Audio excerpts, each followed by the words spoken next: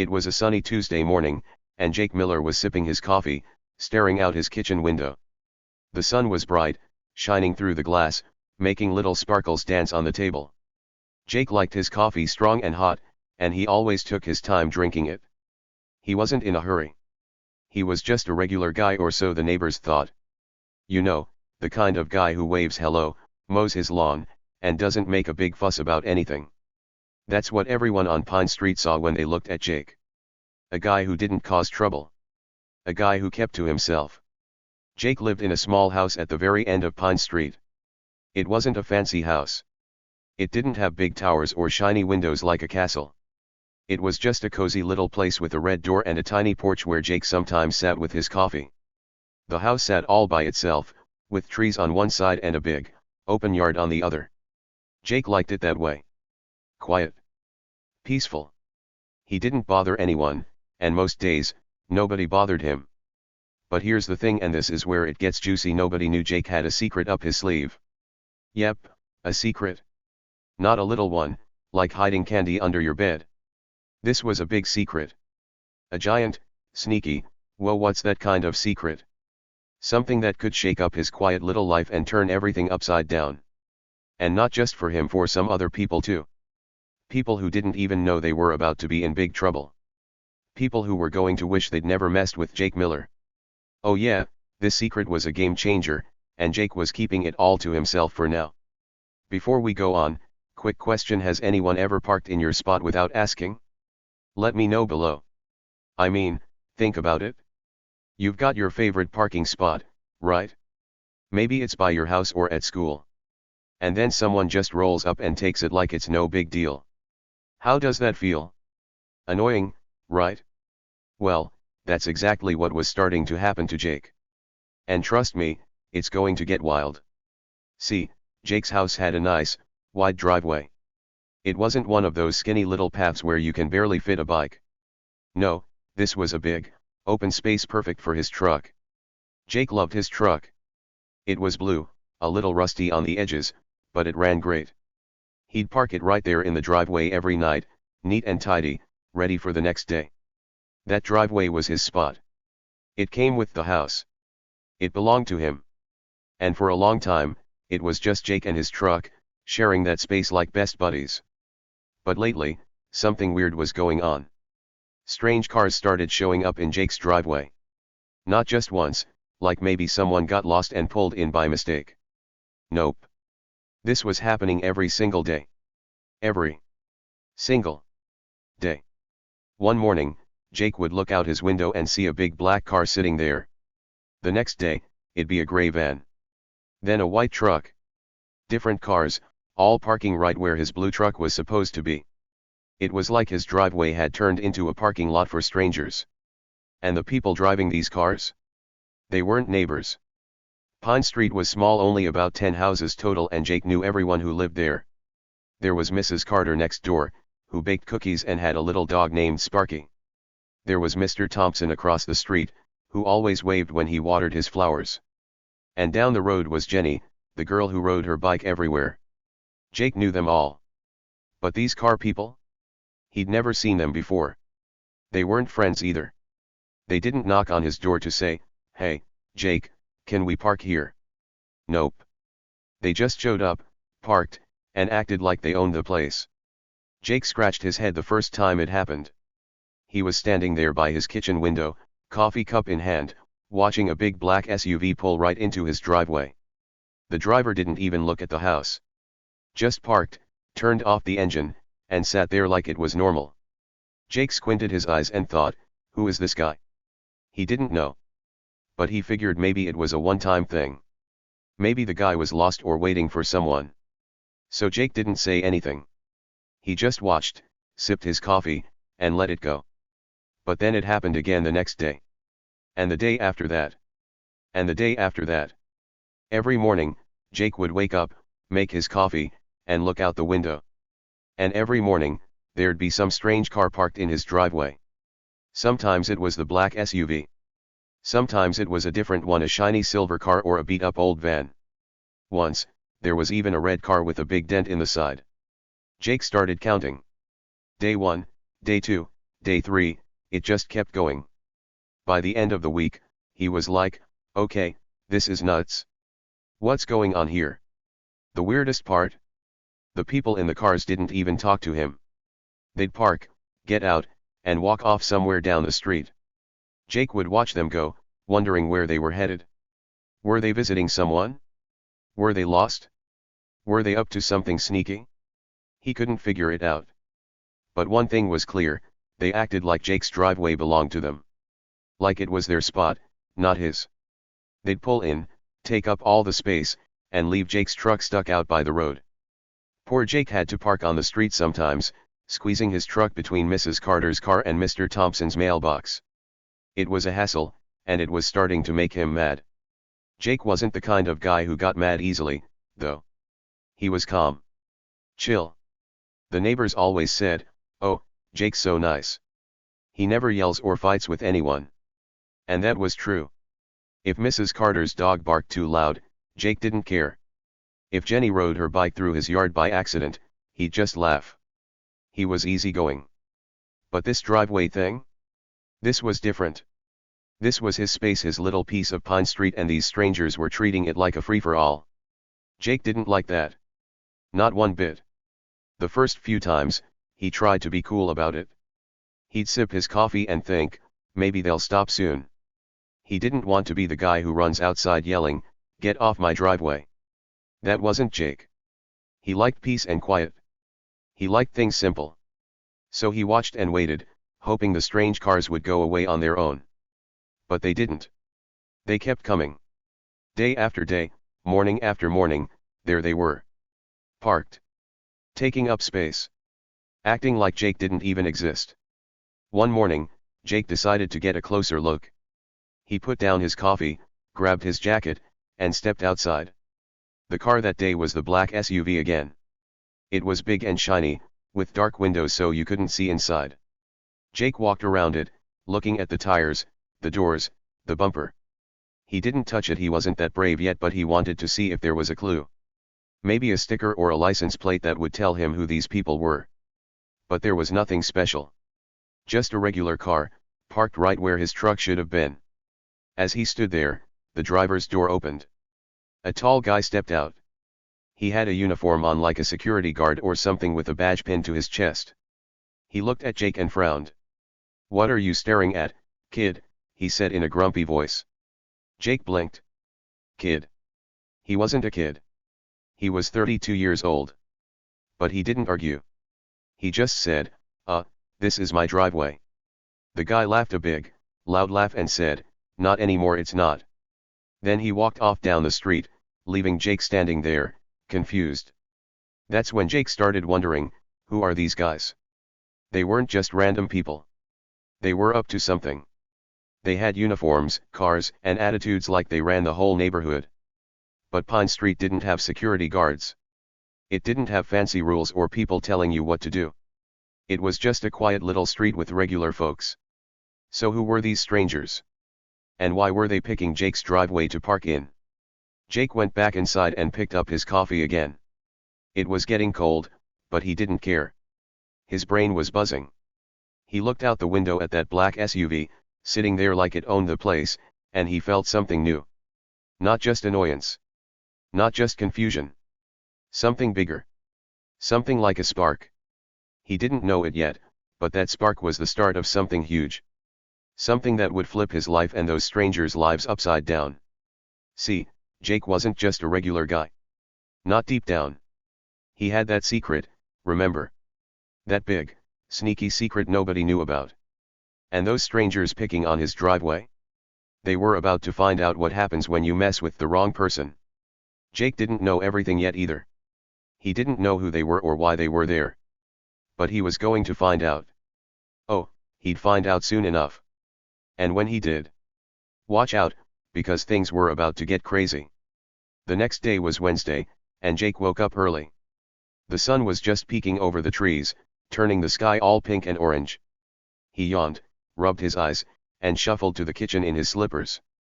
Same old routine, make the coffee, grab a mug, look out the window. But when he peeked outside, guess what? Yep. Another car. This time it was the gray van. It was parked crooked, taking up almost the whole driveway. Jake's truck was shoved off to the side, half on the grass, half on the street. He sighed. "Here we go again," he muttered. He poured his coffee and stood there, watching. The van's windows were dirty, and there was a little crack in the back door. Nobody got out this time. The van just sat there, quiet and still. Jake took a sip of his coffee and thought about what the tall guy had said yesterday. "Not anymore, it's not." What did that even mean? Was this some kind of joke? A prank? Jake didn't get it, but he didn't like it either. He decided to watch a little longer. Maybe the driver would show up. Maybe he'd get some answers. So he pulled a chair up to the window, sat down, and waited. The coffee steamed in his mug, and the sun climbed higher in the sky. Birds chirped outside, and down the street, he could hear Sparky barking at something. It was a normal morning except for that dumb van in his driveway. After about 10 minutes, the van's door slid open. A different guy stepped out this time. He was shorter than the tall guy, with a big belly and a cap pulled low over his eyes. He had the same uniform on, though dark pants, dark shirt, shiny badge.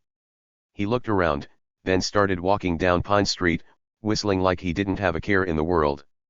Jake watched him go, feeling that spark in his chest get a little hotter. "Who are you people?" he thought. "And why my driveway?" Jake didn't have a fancy job or anything.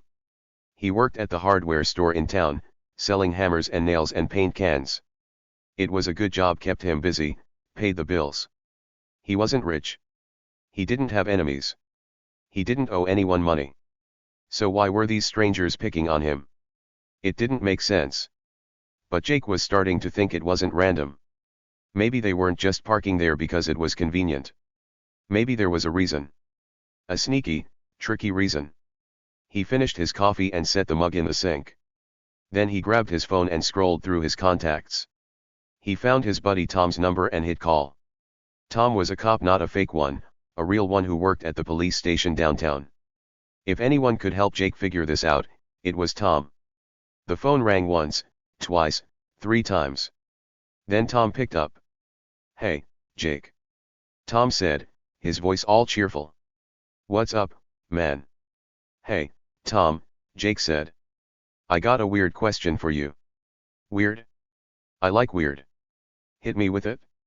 Jake took a deep breath. "Do you know anything about security guards parking in people's driveways?" There was a pause. Then Tom laughed. "Security guards? What, like at the mall?" "No, like. I don't know. These guys keep parking in my driveway. Every day. They've got uniforms and badges, and they act like they own the place." Tom stopped laughing. "Wait, for real? Where do they say they're from?" "They didn't say much," Jake said. "One guy told me it's not my driveway anymore." "But it is. It's my house." "That's nuts," Tom said. "What kind of badges?" "Like police badges." "I don't know," Jake said. "They look shiny. Official, I guess. But Pine Street doesn't have security or anything. We don't even have an HOA. Tom said. "Sounds fishy. Tell you what, next time they show up, take a picture. Send it to me. I'll check it out." "Okay," Jake said. "Thanks, Tom." "No problem, buddy. Keep me posted." Jake hung up and looked out the window again. The gray van was still there, big and ugly in the middle of his driveway. He grabbed his phone and snapped a quick picture. The flash went off, bouncing off the glass, and Jake hoped nobody saw. He wasn't ready to confront these guys yet. Not until he had some answers. The rest of the day went by slow. Jake went to work, sold some screws and a paintbrush, came home. When he pulled up to his house, the van was gone. His driveway was empty again. He parked his truck, got out, and stood there for a minute. It felt good to have his spot back. But he knew it wouldn't last. Those strangers would be back tomorrow. Or the next day. They weren't done with him yet. That night, Jake sat on his porch with a soda instead of coffee. The stars were out, twinkling above Pine Street, and the air was cool. He thought about the tall guy, the short guy, the cars. He thought about his secret too, that big thing nobody knew. Jake wasn't ready to tell anyone about it yet. Not even Tom. But he had a feeling it might come in handy soon. A feeling that those strangers were about to push him too far. And when they did, oh boy, they'd find out who Jake Miller really was. They'd find out soon enough. The trouble started with two men in fancy uniforms. Yep, two guys who thought they were big shots. They called themselves HOA security. Now, Jake didn't know what that meant at first. He scratched his head and thought, HOA? What's that? Turns out, it's supposed to be some kind of group that makes rules for neighborhoods. But here's the funny thing, Jake didn't have an HOA. Nobody on Pine Street did. It was just a quiet little street with no fancy rules or bossy people telling you what to do. Jake liked it that way. No fuss, no trouble. Just him, his house, and his cozy driveway. But these two guys? They didn't care one bit. They acted like Pine Street belonged to them. Every day, they'd come rolling up in their shiny black SUV. That car was big, way bigger than Jake's blue truck. It had dark windows you couldn't see through and tires that looked brand new. They'd pull right into Jake's driveway, slam on the brakes, and park like it was their own personal spot. No asking. No, hey, Jake, is this okay? Nope. They just took it. And then they'd hop out and strut around like kings. One of them was a big guy named Carl. Oh boy, Carl was loud. He was tall, with shoulders like a football player, and he always wore that fancy uniform. It was dark blue, with shiny buttons and a badge pinned to his chest. The badge said HOA Security in big letters, like it was supposed to mean something important. Carl had a voice that boomed, too. You could hear him from across the street when he talked. And he didn't talk nice, not to Jake, anyway. The first time Carl spoke to Jake, it wasn't friendly at all. Jake was outside that day, checking his mailbox by the road. He just grabbed a couple of letters when that black SUV roared up. Carl jumped out, looked at Jake's truck parked in the driveway, and yelled, "Move your junky truck, kid." His voice was sharp, like a dog barking. "This is our spot now." Jake froze. Junky truck? Kid. His truck wasn't junky. Sure, it had a little rust, but it ran great. And Jake wasn't a kid, he was 32 years old. He wanted to say something back, like, "Hey, this is my driveway, not yours." But he didn't. Not yet. Instead, he just smiled and nodded, like everything was fine. He turned around, walked back to his house, and shut the door. Calm on the outside. Cool as a cucumber. But inside? Oh, Jake was boiling. He stood by his kitchen window, peeking out at Carl and that black SUV. His hands clenched into fists. My driveway. My house. Who do these clowns think they are? That's what he kept thinking over and over. It wasn't fair. Jake worked hard. He paid for that house with his job at the hardware store. He mowed the lawn, fixed the leaky roof, painted the red door himself. It was his. And now these two fancy uniform guys were acting like they could just take it? Nope. That didn't sit right with Jake. Not one bit. The other guy with Carl wasn't as loud, but he was just as annoying. He was shorter, with a big belly that stretched his uniform tight. He wore a cap pulled low over his eyes, so you couldn't see his face too good. Jake didn't catch his name yet, but he called him Cap Guy in his head. Cap Guy didn't yell like Carl. He just followed Carl around, nodding and smirking, like he thought everything Carl said was super smart. Together, they were a team that loved parking in Jake's driveway and making him mad. After that first yelling day, it kept happening. Every morning, Jake would wake up, make his coffee, and look out the window.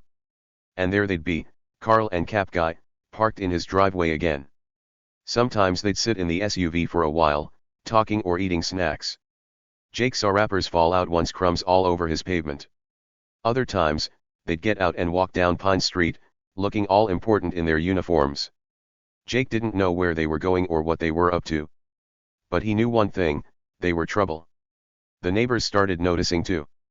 Pine Street was small, just 10 houses all in a row, and people liked to chat. Mrs. Carter, who lived next door, was the first to say something. She was an older lady with gray hair and a little dog named Sparky. One day, she was out walking Sparky when Carl and Cap Guy pulled up.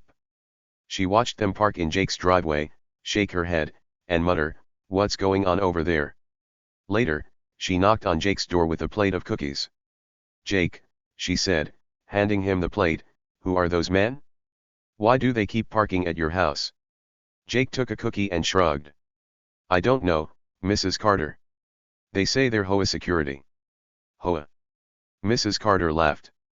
"We don't have an HOA. Never did. Those two look like trouble to me." "Yeah," Jake said, chewing the cookie. "I'm not sure what they want." "Well, you're too nice, Jake," she said. "They're walking all over you. Don't let them." Jake smiled. "I'll figure it out. Thanks for the cookies." Mrs. Carter wasn't the only one talking. Across the street, Mr. Thompson saw it too. He was an old guy who loved his flowers. He'd stand out front with his watering can, watching Carl and Cap Guy strut around. One day, he waved Jake over. "Hey, Jake," he said, "why are you letting those fellas park there? That's your spot."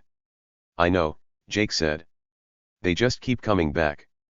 "You're too nice," Mr. Thompson said, shaking his head. "They're treating you like a doormat." Down the street, Jenny, the girl with the bike, heard about it too. She rode by one day and shouted, "Jake, kick those guys out. They're mean." Everyone on Pine Street was starting to whisper. "Why's Jake letting them walk all over him?" they'd say. "He's too nice. Too quiet. He should do something." But here's the thing they didn't know, Jake wasn't weak. Oh no. He wasn't just some pushover who'd let people take his stuff. He was watching. Waiting. Every time Carl yelled or Cap Guy smirked, Jake paid attention. He saw how they moved, how they talked, where they went. He didn't argue or fight, not yet, because he had a plan brewing in his head. A smart plan. A sneaky plan. And those two clowns in their fancy uniforms. They had no idea what was coming. Let's talk about Carl some more, because he was the worst. That big guy loved being bossy. One morning, Jake was sweeping his porch when Carl pulled up. The SUV squealed to a stop, right in the middle of the driveway. Carl jumped out, looked at Jake, and barked, "Hey, kid. Stop messing around and move that trashy truck." Jake's broom stopped mid-sweep. He looked at his truck parked neat by the house and then at Carl. "It's not in your way," he said, keeping his voice calm. Carl laughed, loud and mean. "Doesn't matter. This is our spot. Get used to it." Then he turned to Cap Guy and said, "Right." Cap Guy nodded, smirking under his cap. They both walked off, leaving Jake standing there with his broom and a hot, angry feeling in his chest. Another time, Carl got even bolder. Jake was bringing groceries inside: milk, bread, some apples, when the SUV zoomed in. Carl leaned out the window and shouted, "Hurry up, kid. You're blocking us." Jake wasn't blocking anything. He was on his own porch. But Carl didn't care. He just wanted to push Jake around, make him feel small. Jake carried his bags inside, shut the door, and peeked out the window. Carl parked, got out, and kicked an empty soda can across the driveway. Jerk, Jake thought. Cap Guy wasn't much better. He didn't yell, but he'd stare at Jake sometimes, like he was daring him to say something. One day, Jake caught Cap Guy leaning against his truck, eating a sandwich. Crumbs fell all over the hood. Jake wanted to run out and yell, "Get off my truck!" But he didn't. He stayed quiet, watching from the window. Not yet, he told himself. Not yet. Days turned into weeks, and the trouble got worse. Carl and Cap Guy didn't just park anymore. They started leaving stuff behind. One morning, Jake found a coffee cup on his driveway, half full, spilled all over. Another day, it was a crumpled napkin.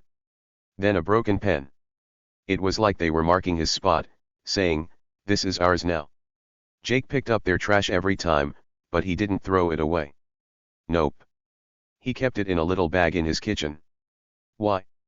Because Jake was smart. He was collecting clues. The neighbors kept whispering. Mrs. Carter said, "Jake's too soft." Mr. Thompson said, "He needs to stand up." Jenny said, "Those guys are bullies." They all thought Jake was scared or weak because he didn't fight back. But they were wrong. Jake wasn't scared. He wasn't weak. He was mad, super mad, but he was also patient. He didn't want to just yell or chase them off. That was too easy. Jake wanted to win. And to win, he needed a plan. Every time Carl yelled or Cap Guy smirked, Jake's plan got a little sharper. He'd sit on his porch at night, sipping a soda, thinking it all through. Who are these guys? Why my driveway? What's their game? He didn't have all the answers yet, but he was getting close. He could feel it. Those fancy uniforms, that shiny SUV, the way they acted so big they were hiding something. And Jake was going to figure it out. Inside, Jake was boiling. Every kid, every move your truck, every smirk made that fire grow. But outside, he stayed cool. He smiled. He nodded. He let Carl and Cap Guy think they were winning. Let the neighbors think he was too nice. Because Jake knew something they didn't. He wasn't just watching and waiting for fun. He had a secret, a big one, and a plan to go with it. Those two clowns were about to step right into a trap. And when they did, oh boy, they'd be sorry they ever parked in Jake Miller's driveway. Days turned into weeks, and those fake HOA cops didn't slow down. Nope, they got bolder. Way bolder. At first, it was just their shiny black SUV parked in Jake's driveway every day. That was bad enough. But now, they started bringing two cars. Two. One morning, Jake peeked out his kitchen window, sipping his coffee, and saw the black SUV and a gray van parked side by side.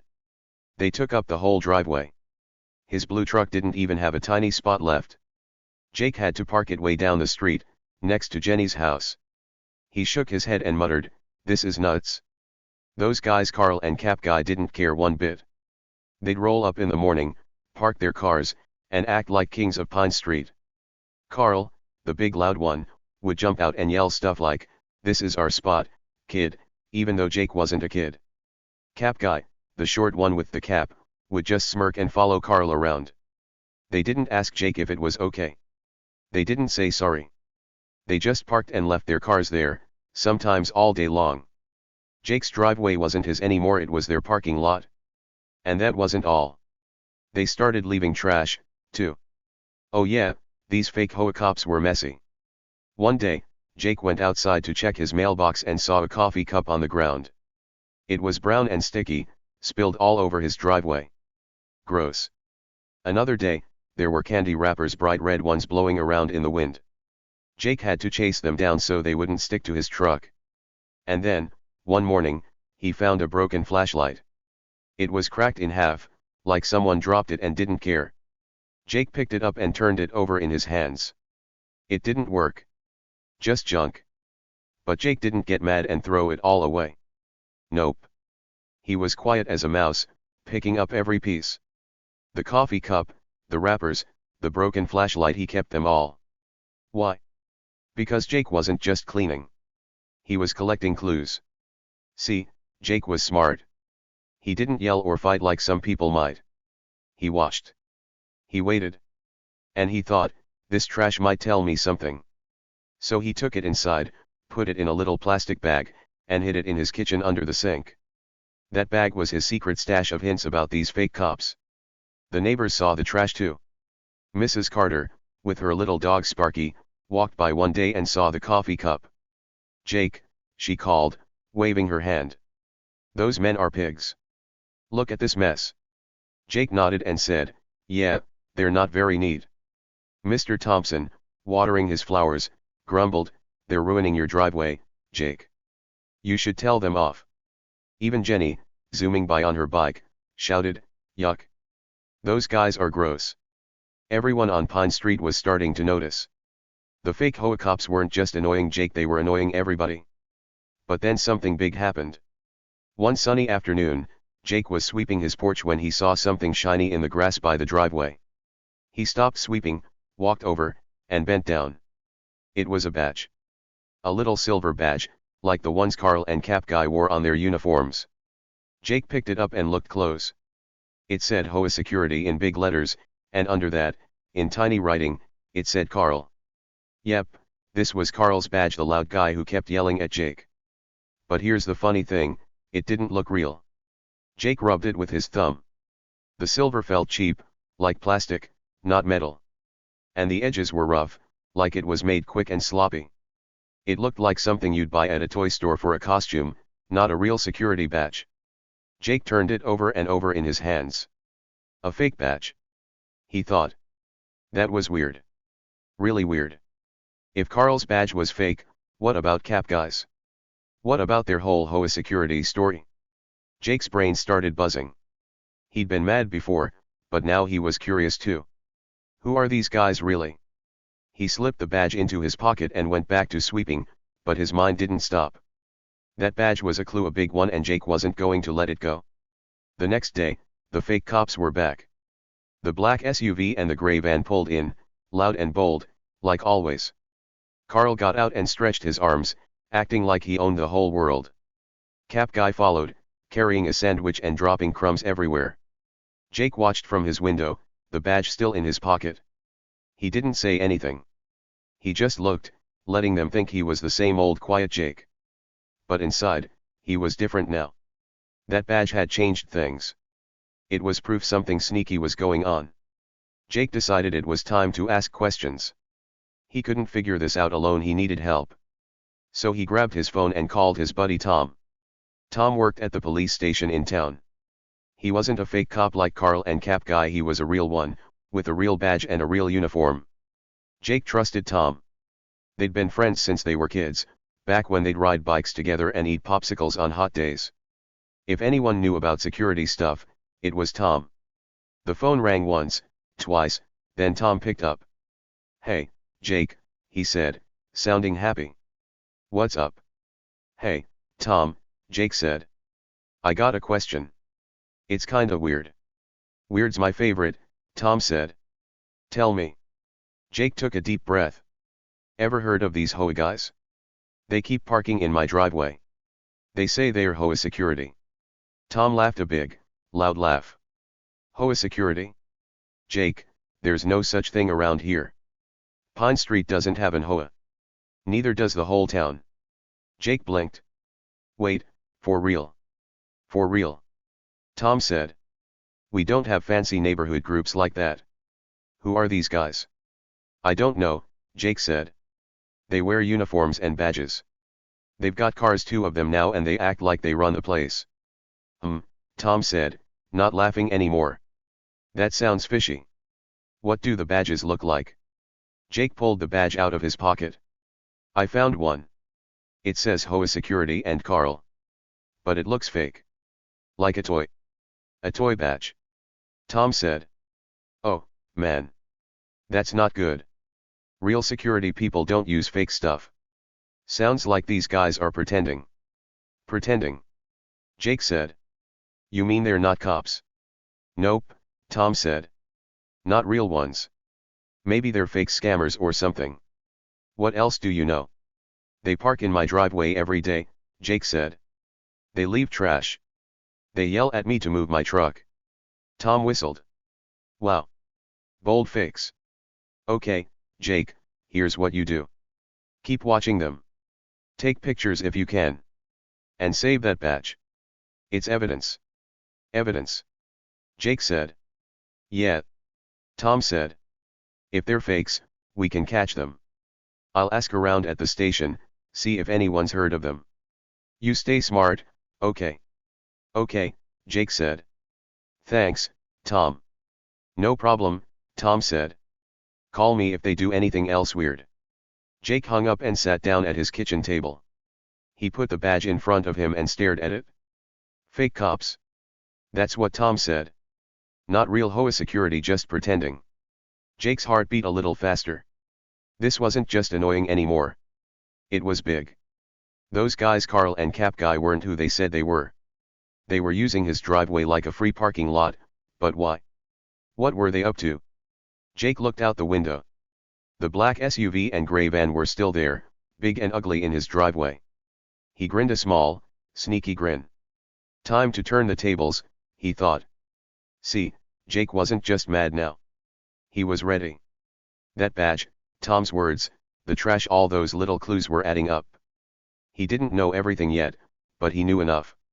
Carl and Cap Guy thought they were smart, tricking him, pushing him around. But Jake was smarter. He'd been quiet too long, watching too long. Now it was his turn to move. The next morning, Jake woke up early. The sun was just coming up, turning the sky pink. He made his coffee, grabbed his phone, and stood by the window. Right on time, the fake cops showed up. The black SUV rolled in first, then the gray van. Carl got out, yelling something at Cap Guy about a sandwich. Cap Guy laughed and dropped a wrapper on the ground. Jake snapped a picture click, with his phone. Then another click. Evidence, just like Tom said. He watched them walk down Pine Street, their fancy uniforms shining in the sun. Where were they going? What were they doing? Jake didn't know yet, but he was going to find out. He put his phone down and picked up the badge again. Fake. Plastic. A toy. Carl and Cap Guy were fakes too. And Jake? He was real. Real mad, real smart, and real ready to stop them. Days kept passing, and Jake kept collecting. More trash, another coffee cup, a gum wrapper, a torn piece of paper with some numbers on it. More pictures, Carl yelling, Cap Guy eating, the cars parked crooked. Every little thing went into Jake's plan. The neighbors still whispered, "Why's Jake so quiet?" But Jake didn't care. He was building something big. Something sneaky. Something that would make those fake cops wish they'd never seen his driveway. One night, Jake sat on his porch with a soda, looking at the stars. The black SUV and gray van were gone for once. His driveway was empty. He smiled. Not for long, he thought. Those guys would be back. They always came back. But next time, Jake would be ready. He had clues. He had Tom. And he had that secret, the big one nobody knew about. Carl and Cap Guy were in for a surprise. A big surprise. One Friday night, Jake decided he'd had enough. Yep, he was done with the fake cops, done with their cars, done with all their nonsense. It had been weeks of them parking in his driveway, yelling at him, leaving trash everywhere. Jake was a patient guy, but even patient guys have a limit. And that Friday night? That was it. He was ready to make his move. The sun was going down, painting the sky all orange and purple. Pine Street was quiet, except for the usual sounds: Sparky barking next door, Jenny's bike bell jingling down the road. Jake was inside his little house, sitting at the kitchen table. He had a stack of papers in front of him, important papers he'd been saving. He also had his phone, fully charged and ready. He took a deep breath and peeked out the window. His driveway was empty for now, but he knew it wouldn't stay that way. Those fake cops always showed up around this time. And tonight, Jake was waiting for them. Sure enough, a few minutes later, he heard the rumble of an engine. Headlights flashed across his window. Jake stood up and looked outside. There they were, the fake HOA cops, rolling up as usual. Their shiny black SUV pulled right into his driveway, smack in the middle, like they owned it. The tires crunched on the pavement, and the engine turned off. Then the door swung open, and out hopped Carl, the big loud guy with the fake badge. He had that same smirk on his face, the one Jake had seen a million times. Carl stretched his arms and looked around, acting like he was the king of Pine Street. Cap Guy, the short one with the cap, stayed in the car for a minute. Jake could see him through the dark window, munching on something, probably another sandwich, dropping crumbs all over. But Carl? He was already strutting around the driveway, kicking at a pebble like it was his kingdom. Jake watched him, feeling that fire in his chest. Not tonight, he thought. Tonight's different. Jake grabbed his stack of papers and his phone. His heart was beating fast, but he wasn't scared. Nope. He was excited. He'd been planning this for days, weeks, even. All those clues he'd collected, all those talks with Tom, all those quiet moments watching and waiting, they were about to pay off. Jake slipped on his jacket, opened his front door, and stepped outside into the cool night air. It was time. "Hey, Carl." Jake called, his voice loud and clear. He stood on his porch, holding the papers in one hand and the phone in the other. Carl stopped strutting and turned around. His smirk didn't go away, but he looked annoyed. "What do you want, kid?" he said, crossing his arms. "Go back inside." Jake didn't move. He took a step closer, right to the edge of the porch. "You like my driveway, huh?" he said, smiling a little. Not a scared smile, a sneaky one. Carl snorted, like it was the funniest thing he'd ever heard Huntington T laugh. "Beat it, kid," he said again. "This is our turf now." That's when Jake dropped the bomb. He held up the stack of papers and waved them in the air. "Funny you say that," he said, loud enough for the neighbors to hear. His voice wasn't quiet anymore, it was big and strong. "See, I own this land. All of it. Private property. And I've got the deeds to prove it." Carl's face froze. That smirk? Gone. His mouth opened a little, like he didn't know what to say. Cap Guy popped his head out of the SUV, crumbs falling off his shirt. "Huh," he mumbled, confused. The neighbors started peeking out their windows, Mrs. Carter with Sparky in her arms, Mr. Thompson still holding his watering can, Jenny with her bike leaning against the fence. They all heard Jake. They all saw Carl's face. And they couldn't believe it. Jake kept going, not stopping for a second. "Oh, and I called the real cops," he said, holding up his phone. "They're on their way. Fake badges don't work in this town." He pointed at Carl's chest, where that cheap toy badge usually sat. Carl looked down, then back up, and his eyes got wide. He didn't look like a king anymore. He looked like a kid caught sneaking cookies. The neighbor's jaws dropped. Mrs. Carter gasped, "Oh my." Mr. Thompson dropped his watering can, and it clanged on the ground. Jenny cheered, "Yeah, Jake. Get him." Carl stammered, tripping over his words. What? "You can't," he started, but Jake cut him off fast. "I can," Jake said, stepping off the porch now, closer to Carl. "And I did." His voice was calm but strong, like a superhero in a movie. And then, right on cue, they all heard its sirens. Loud, wailing sirens coming closer and closer. Red and blue lights flashed at the end of Pine Street. The real cops were here. Carl's face went white. Cap Guy jumped out of the SUV, dropping his sandwich on the ground. Game over. Jake stood there, holding his papers. Those were the deeds to his house and land. He'd gone to the town office a few days ago and got them, just to be sure. They had his name on them, Jake Miller. Every inch of that driveway, every blade of grass, every brick in his little house, it was his. Private property. Nobody could take it, not even fake cops with fake badges. And now, everyone knew it. The police cars screeched to a stop in front of Jake's house. Two real cops jumped out, big guys with real uniforms, real badges, real everything. One of them shouted, "Hands up. You two," against the car. Carl and Cap Guy looked like they wanted to run, but there was nowhere to go. The neighbors were watching. Jake was watching. The whole street was alive with noise and lights. Carl put his hands up slow, still stammering. "This is a mistake," he said. "We're HOA security." But Jake stepped forward and held up the fake badge he'd found, the one with Carl's name on it. "This is a toy," Jake said, tossing it to the cop. "They're not real. They've been scamming us." The cop caught the badge and looked at it. He rubbed it, frowned, and shook his head. "Plastic," he said. "Cheap junk." Then he turned to Carl. "You're in big trouble, buddy." The other cop grabbed Cap Guy, who was shaking like a leaf. "We didn't mean it." Cap Guy whined, but nobody cared. The real cops didn't mess around. Jake stood back, arms crossed, watching it all. The neighbors came out now, Mrs. Carter clapping, Mr. Thompson nodding, Jenny jumping up and down. "You did it, Jake." Jenny yelled. "You're awesome." Jake smiled, just a little. He didn't feel like a kid anymore. He felt big. Strong. Like a hero. The cops pushed Carl and Cap Guy against the SUV. They patted them down, checking their pockets. Out came more fake stuff, another badge, a fake ID card, even a little notebook with names and addresses. The cop holding the notebook read it and said, "Looks like they've been hitting other streets too. Scamming people. Parking where they don't belong."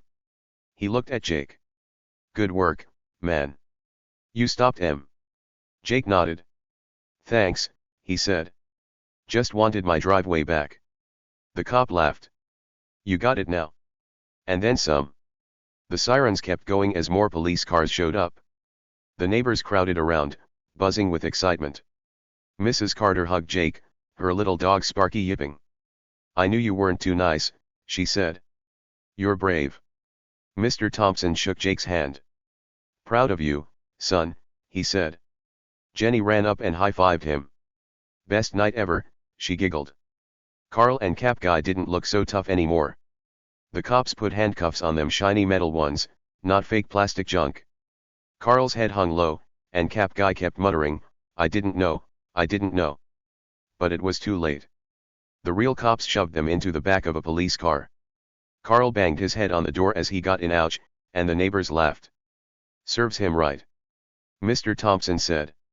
Jake watched the police car drive away, lights flashing, sirens fading. His driveway was empty again. Just his blue truck sat there now, parked where it belonged. He looked at the deeds in his hand, then at the neighbors cheering for him. This was his place. His home. And nobody was going to mess with it again. The night got quiet after that. The neighbors went back inside, still talking about Jake. "He's a hero," they said. "He showed those fakes." Jake stayed outside a little longer, standing on his porch. He took a deep breath and looked at the stars. They twinkled bright above Pine Street. He'd done it. He'd turned the tables. And it felt good, really good. The police showed up fast. Really fast. 1 minute, Jake was standing there on his porch, holding his stack of papers and his phone, watching Carl and Cap Guy squirm. The next minute, red and blue lights were flashing all over Pine Street. Sirens wailed loud, bouncing off the houses.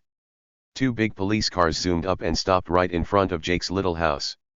The doors flew open, and out jumped real cops, tough guys with real uniforms and real badges, not the fake junk Carl and Cap Guy had.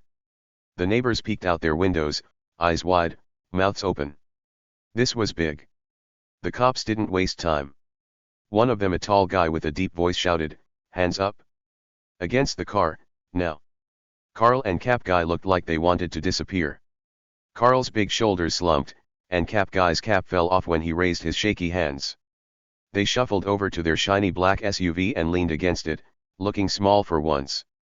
The real cops moved quick, patting them down, checking their pockets. Jake stood there, arms crossed, watching it all happen. He'd done it. He'd caught them. Turns out, Carl and his buddy weren't just fake HOA cops. Oh no, they were scammers. Bad guys who tricked people out of money. The police found out fast because Jake had all the proof. Those land deeds he showed everyone.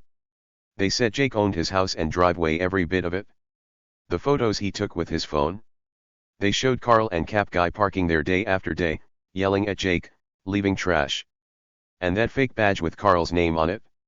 The cops held it up, shook their heads, and said, "This is junk. Total fake." That badge, the deeds, the pictures, it all nailed them. Carl and Cap Guy couldn't wiggle out of this one. The tall cop turned to Jake. "You did good, man," he said. "These two have been pretending to patrol streets. They tell people they're security, then ask for cash to keep things safe. Total scam." Jake's eyes got big. "Wait," he said. "So my driveway they were hiding there?" "Yep," the cop said. "They'd park here, out of sight, while they worked their shady business. Thought nobody'd notice. But you did."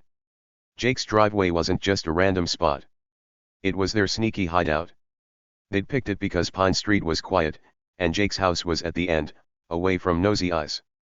They thought Jake was too nice to fight back. Big mistake. The cops slapped handcuffs on Carl and Cap Guy. Shiny silver cuffs clicked around their wrists, real ones, not toys. Carl tried to talk. "This is wrong," he grumbled. "We're legit." But the cop holding the fake badge laughed. "Legit? This is plastic, buddy. You're done." Cap Guy whined, "I didn't want to do it, but nobody listened." The cops dragged them away, pulling them toward the police car. Carl's big feet tripped, and Cap Guy's cap rolled into the grass. The neighbors cheered loud, really loud. Mrs. Carter ran out her door, little Sparky yipping in her arms. "Take em away," she shouted, clapping her hands. Mr. Thompson waved his watering can like a flag. "Good riddance," he yelled.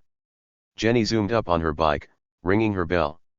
"Bye-bye, losers," she giggled. The whole street was alive, buzzing with happy noise. People who'd whispered about Jake being too nice weren't whispering now. They were cheering. Jake stood tall, right there on his porch, watching the SUV get towed away. The tow truck rumbled up, a big yellow one with a hook on the back. A guy in a greasy shirt jumped out, hooked the black SUV, and started pulling it off Jake's driveway. The tires squeaked as it rolled away, leaving big empty space where it used to sit. Jake looked at that spot and grinned. "That's my driveway," he said, loud enough for everyone to hear. His blue truck was parked by the house now, right where it belonged. No more squeezing it down the street. No more fake cops pushing him around. It was his again. The police car with Carl and Cap Guy peeled out, sirens blaring as it disappeared around the corner. The neighbors didn't go inside yet, they came over to Jake instead. Mrs. Carter got there first, still holding Sparky. "Jake, you're a hero," she said, giving him a big hug. Sparky licked Jake's hand, and he laughed. "Thanks, Mrs. Carter," he said. "Just wanted em gone." Mr. Thompson shuffled up next, his old knees creaking. He stuck out his hand, and Jake shook it. "Man, Jake, you're a legend," he said. "I thought you'd never fight back." "Boy, was I wrong." Jake shrugged. "Took a while, but I got there." Mr. Thompson grinned. "You sure did. Proud of you." Jenny parked her bike and ran over, her ponytail bouncing. "That was so cool," she said, jumping up and down. "You're the best, Jake."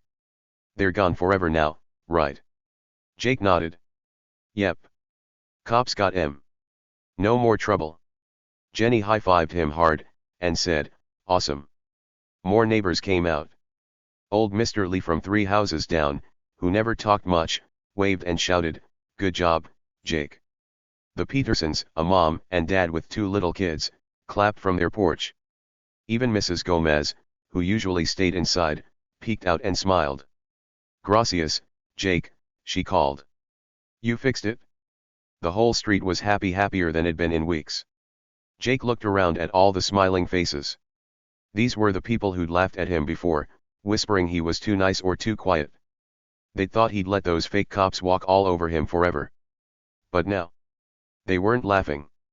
They were shaking his hand, patting his back, saying his name like he was a big deal. "Jake, you're amazing. Jake, you showed em. Jake, you're the man." He didn't know what to say, so he just kept grinning. The tow truck finished pulling the SUV away, and the driver gave Jake a thumbs up before driving off. The gray van the other car those fakes used was still there, but a cop said, "We'll get that one next." "Don't worry." Jake nodded. "Thanks," he said. Soon, his driveway would be all clear. No more junky cars. No more trash. Just his truck and peace. The tall cop walked over to Jake again. "We'll need you to come to the station tomorrow," he said. "Tell us everything, show us those pictures, the badge, all of it." Jake said, "Sure. I'll be there." The cop smiled. "You've got a good head on you. Stopped a real scam. Might have saved a lot of people money." Jake scratched his head. "Just wanted my coffee in peace," he said. The cop laughed a big, booming laugh. "Well, you'll get it now. Take care, Jake." He tipped his hat and went back to his car. The other cops finished up, checking the van, writing stuff down. Then they drove off too, leaving Pine Street quiet again. Jake stayed on his porch a little longer. The stars were out now, twinkling above his house. The air was cool, and the only sound was crickets chirping. He took a deep breath and looked at his driveway. Empty. Clean. His. He walked over to his truck, patted the hood, and said, "Back where you belong, buddy." It felt good, really good. The neighbors finally went inside, still buzzing about what happened. Mrs. Carter called, "Night, Jake. You're the best." Mr. Thompson waved one last time. Jenny rode her bike home, yelling, "See ya, hero." Jake waved back, then sat down on his porch steps. He didn't need a soda or coffee this time. He just sat there, soaking it all in. He thought about Carl and Cap Guy, locked up now. They'd been so loud, so bossy, thinking they could trick everyone. But Jake's proof those deeds, Those photos, that badge stopped them cold. They weren't kings anymore. They were just two dumb guys in handcuffs, headed for trouble. Jake smiled to himself. Justice served. Big time. The next morning, Jake woke up early. The sun was just coming up, turning the sky pink. He made his coffee strong and hot, like always, and stood by his kitchen window. No black SUV. No gray van. Just his driveway, quiet and empty. He sipped his coffee and grinned. Peace. Finally. He went to the police station later, like the cop asked. It was a big building with lots of desks and busy people. Jake brought his papers, his phone, and the fake badge. The tall cop met him there. Hey, Jake, he said. Let's go over it all. Jake sat down and told the story how the fake cops started parking, how they yelled at him, how he collected clues. He showed the pictures: Carl smirking, cap guy dropping trash, the cars taking up space. He handed over the badge and the deeds. The cop wrote it all down, nodding. This is gold, he said. These guys hit other streets too. We've got calls from people saying the same thing: fake security asking for money. You cracked it open. Jake blinked. Really, he said. Yep, the cop said. You're a star witness. They're going to jail for a while. Jake felt warm inside. He didn't expect all that. He just wanted his driveway back. But now, he'd helped the whole town. The cop shook his hand. Thanks, Jake. You did us a solid. Jake said, no problem. Glad they're gone. When he got home, the street was normal again. Mrs. Carter was walking Sparky. Mr. Thompson was watering his flowers. Jenny rode by, waving. Hey, Jake, she called. Still a hero? Jake waved back and went inside. He sat at his table, sipping more coffee, looking out at his driveway. His spot. His peace. Days went by, and things stayed good. No fake cops came back. No cars parked where they shouldn't. The neighbors didn't whisper about Jake anymore, they bragged about him. That's Jake, they'd say. He took down those scammers. Jake didn't mind. He liked the quiet better than the praise. One afternoon, Mrs. Carter brought him cookies, chocolate chip, his favorite. For our hero, she said. Jake took them and smiled. Thanks, he said. But I'm no hero. Just a guy who likes his coffee. She laughed. Sure, Jake. Sure. And that's how it ended. Carl and Cap Guy were gone, locked up, far away. Jake's driveway was his again, safe and sound. The neighbors loved him, and Pine Street was happy. Justice was served, big and loud, and Jake? He got what he wanted most: his peace, his coffee, and his little house at the end of the street. All his, forever. So here's the thing, friends, sometimes the quiet guy, the one everyone forgets about or ignores, is the one who's got all the power. Yep, you heard me right. The person who doesn't talk loud or act big might just be hiding something super cool, like a secret weapon or a smart plan. That's what happened with me, Jake, in this story. Those fake HOA cops thought they could boss me around. They thought they could park their trucks in my driveway and laugh at me like I was some nobody. But guess what? They didn't see me coming. Not even a little bit. And that's what I want you to think about today. Those guys acted all tough, like they were the kings of the street. They had their shiny trucks and their fake badges, and they strutted around like they owned everything. But they didn't know the truth. They didn't know my driveway was mine, private property with my name on it. They didn't know I'd been watching them, waiting for the perfect moment to show them who's boss. And when that moment came, oh boy, it felt so good to watch their faces turn red and their big smiles disappear. Maybe you've seen something like that before. Maybe there's a kid at school who brags a lot or acts like they're better than everyone else. You know the type, the one who's always loud, always showing off, always trying to make other kids feel small. But here's a secret: people who act like that don't always know everything. Sometimes they're just pretending to be big because they're scared of looking small. And sometimes, here's the cool part, the quiet kid, the one who doesn't say much, is the one with the real power. Maybe that quiet kid has a great idea, or they're super smart, or they've got a plan nobody else sees. Just like me with my driveway. Let me tell you a little story to explain what I mean. Imagine there's a boy named Timmy. Timmy's super quiet at school. He doesn't shout or run around like some of the other kids. He just sits at his desk, drawing pictures or reading a book. The loud kids don't even notice him. They're too busy telling everyone how great they are, like how fast they can run or how many toys they have. One day, the teacher says, "We're going to have a big art contest. Draw your best picture, and the winner gets a giant box of candy." The loud kids laugh and say, "Oh, we've got this. We're the best." They don't even think about Timmy. But Timmy? He's been drawing every day. He's quiet, sure, but he's really, really good at art. He doesn't brag about it, he just does it. So when the contest day comes, the loud kids show their pictures. They're okay, but not amazing. Then Timmy puts his picture on the table. It's a big, colorful drawing of a dragon flying over a castle, with tiny details like sparkly scales and smoky clouds. Everyone's eyes go wide. The teacher says, "Timmy wins." The loud kids can't believe it. They thought they were the best, but they didn't see Timmy coming. Sound familiar? It's just like me and those fake HOA cops. So what's the big lesson here? It's this: don't judge people by how loud they are or how big they act.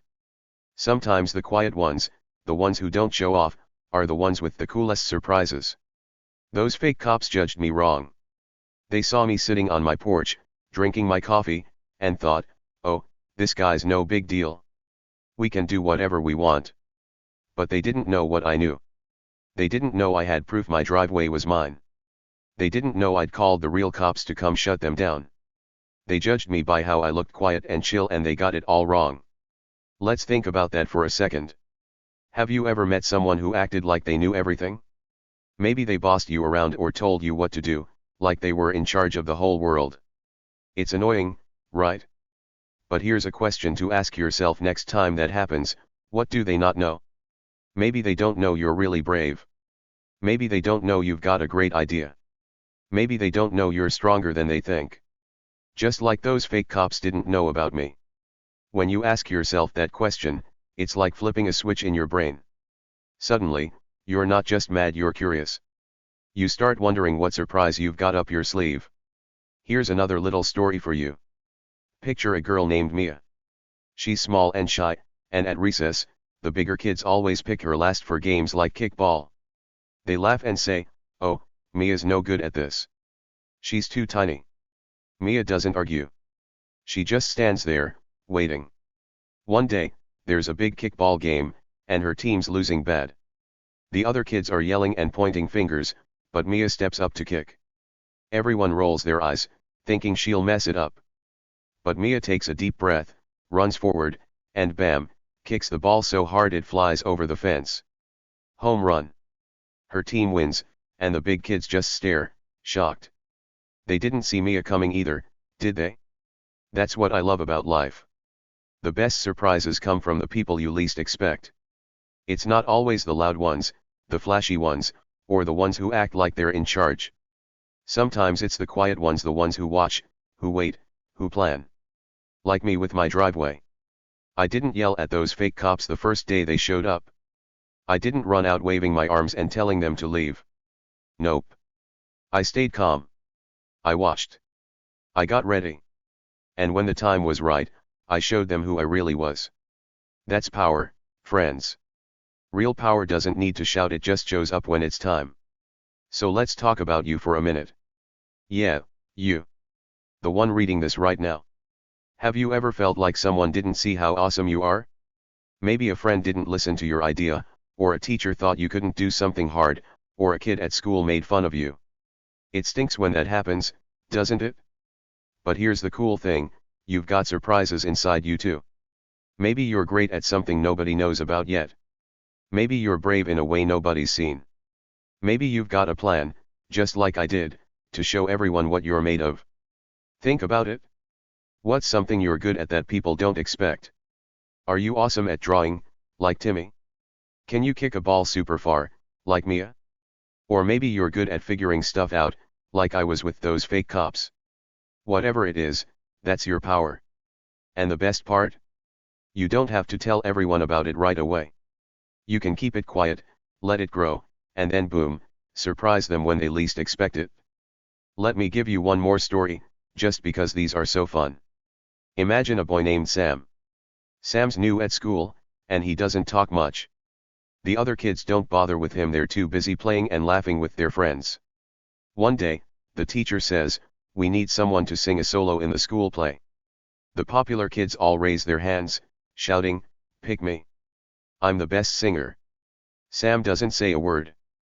But when the teacher asks him to try, he gets up, opens his mouth, and sings the prettiest song anyone's ever heard. The whole class goes quiet, amazed. Sam was the best singer all along, they just didn't know it. See what I mean?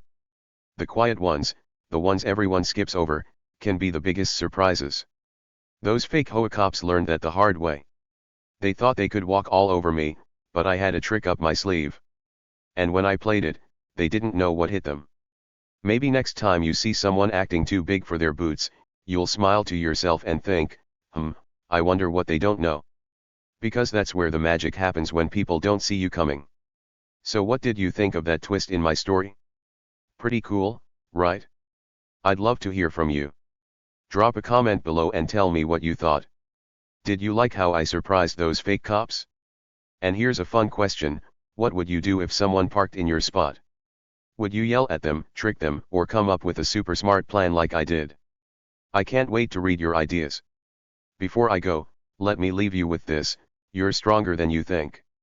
Even if people don't see it yet, you've got something special inside you. Maybe it's courage, maybe it's kindness, maybe it's a talent nobody's noticed. Keep it close, let it grow, and then when the time's right, show the world what you've got. Because the best surprises, they come from people like you. See ya next time, friends.